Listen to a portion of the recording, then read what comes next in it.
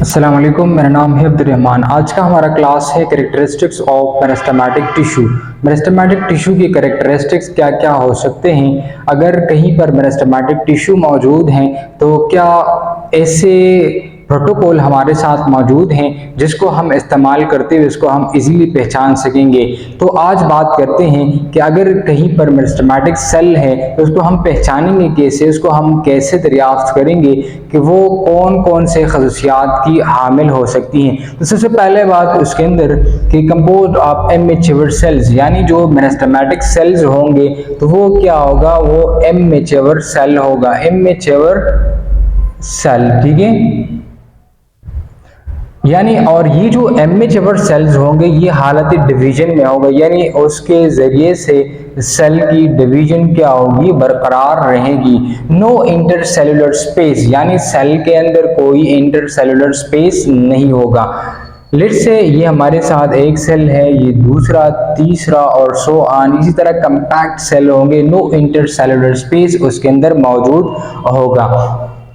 उसके शक्ल की अगर हम बात करें तो ये राउंड हो सकता है, इस तरह ओवल हो सकता है और पॉलीगोनल इन शेप भी हो सकता है, ठीक है। यानी उसका कुछ खास इस तरह के स्पेसिफिक उनका शेप नहीं है, ये राउंड भी हो सकता है, ओवल भी हो सकता है और पॉलीगोनल इन शेप भी ये हो सकता है।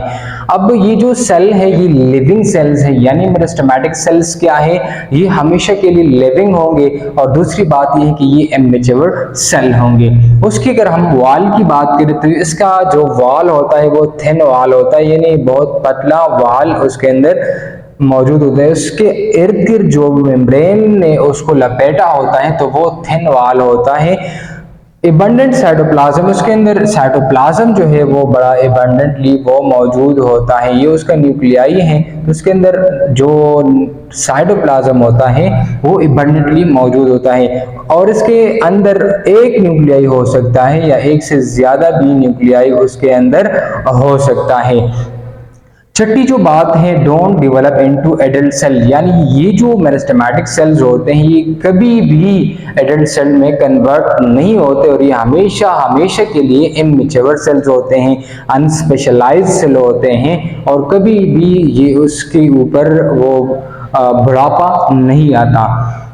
इनिशियल जो सेल्स होते हैं वो टोटीपोटेंट होते हैं। टोटीपोटेंट वो सेल्स होते हैं उस जो बॉडी के हर तरह के सेल्स को बनाने की उसके अंदर सलाहियत मौजूद होती है। जैसे मेरिस्टेमेटिक सेल है तो उससे जब डिवाइड ये कर जाता है तो उससे डिफरेंट टाइप्स ऑफ सेल्स बनते हैं। वो ट्रांसपोर्टेशन के सेल्स भी हो सकते हैं, वो प्रोटेक्शन के सेल्स भी हो सकते हैं, वो सपोर्ट के सेल्स भी हो सकते हैं।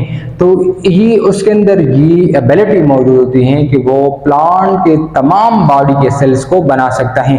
तो आप इजीली ये जो टोटीपोटेंट सेल्स होते हैं वो सारा प्लांट ही बना सकता है। Have capacity to produce complete plant body cells. तो टोटीपोटेंट सेल के अंदर ये एबिलिटी होती है कि वो सारा प्लांट ही बना ले।